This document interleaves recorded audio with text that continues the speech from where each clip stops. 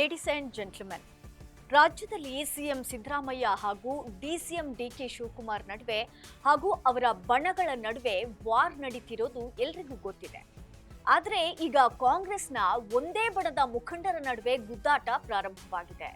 ನಾಯಕತ್ವ ಬದಲಾವಣೆಯ ಕಾವು ಏರ್ತಾ ಇರುವಾಗಲೇ ಈ ಬೆಳವಣಿಗೆ ಏನಾದರೂ ಎಫೆಕ್ಟ್ ಮಾಡುತ್ತಾ? ಏನಿದು ಘಟನೆ? ಈ ಬಗ್ಗೆ ಕಂಪ್ಲೀಟ್ ಡೀಟೇಲ್ಸ್ ಅನ್ನ ನಾನು ನೀಡ್ತೀನಿ.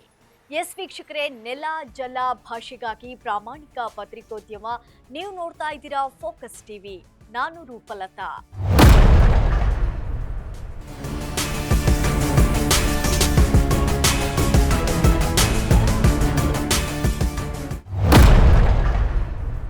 ವೀಕ್ಷಕರೇ, ಸಿಎಂ ಸಿದ್ದರಾಮಯ್ಯ ಬಣದವರು ಒಂದು ಬಾರಿ ದೆಹಲಿ ಹೋಗಿ ಬಂದಿದ್ದು ಈಗ ಮತ್ತೊಮ್ಮೆ ತೆರಳಲು ಮುಂದಾಗಿದ್ದಾರೆ. ಈ ಸಂದರ್ಭದಲ್ಲಿ ಅವರ ಬಣದಲ್ಲೇ ಕಚ್ಚಾಟ ಪ್ರಾರಂಭವಾಗಿದೆ. ಸಿಎಂ ಆಪ್ತ ಹಾಗೂ ಮಾಜಿ ಸಚಿವರೂ ಆದಂತಹ ಕೆಎನ್ ರಾಜಣ್ಣ ನಾಯಕತ್ವ ಬದಲಾವಣೆ, ಸಂಪುಟ ವಿಸ್ತರಣೆ ಕೂಗು ಕೇಳಿ ಬಂದಾಗಿನಿಂದ ಇಂದಿನವರೆಗೂ ಕೂಡ ಸಿಎಂ ಪರ ಬ್ಯಾಟ್ ಬೀಸ್ತಾನೆ ಬಂದಿದ್ದಾರೆ. ದಾವಣಗೆರೆ ಉಪಚುನಾವಣೆ ಕದನದಲ್ಲಿ ಮುಸ್ಲಿಂ ನಾಯಕರನ್ನ ಅಧಿಕಾರದಿಂದ ವಜಾಗೊಳಿಸಿದಾಗ ಪಕ್ಷದ ಸಿದ್ಧಾಂತವನ್ನ ಗಾಳಿಗೆ ತೂರಿ ಡಿಕೆಶಿ ಮುಂದುವರೆದಿದ್ದು ಸರಿನಾ? ದೊಡ್ಡವರು ಏನ್ ಮಾಡಿದ್ರು ಸರಿನಾ ಅಂತ ಕಿಡಿಕಾರಿದ್ರು.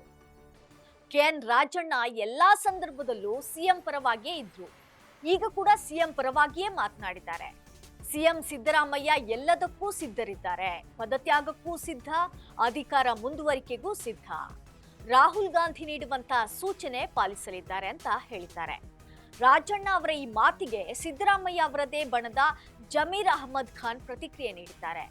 ಪದತ್ಯಾಗಕ್ಕೆ ಸಿದ್ಧರಾಗಿದ್ದಾರೆ ಅಂತ ಹೇಳೋ ಮೂಲಕ ಸಿಎಂ ನಾಯಕತ್ವ ದುರ್ಬಲವಾಗಿದೆ ಎನ್ನುವುದು ಸರಿಯಲ್ಲ.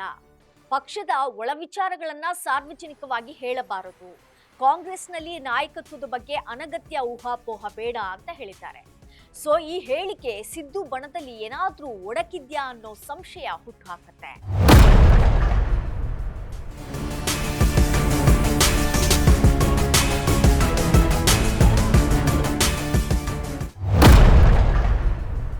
ಸೊ ವೀಕ್ಷಕರೇ, ಒಂದ್ ಕಡೆ ಸಿದ್ದು ಹಾಗೂ ಡಿಕೆಶಿ ಬಣದಲ್ಲಿ ಬಡಿದಾಟ ತಾರಕಕ್ಕೇರಿದ್ರೆ, ಇನ್ನೊಂದ್ ಕಡೆ ಸಿದ್ದರಾಮಯ್ಯ ಬಣದಲ್ಲಿ ಬಿರುಕು ಮೂಡಿದ್ಯಾ ಅನ್ನುವಂತ ಚರ್ಚೆ ಪ್ರಾರಂಭವಾಗಿದೆ. ಇಷ್ಟು ದಿನ ಡಿಕೆ ವರ್ಸಸ್ ಸಿದ್ದರಾಮಯ್ಯ ಅಂತ ಇದ್ದಿದ್ದು ಈಗ ರಾಜಣ್ಣ ವರ್ಸಸ್ ಜಮೀರ್ ಅಂತ ಆಗುತ್ತಾ?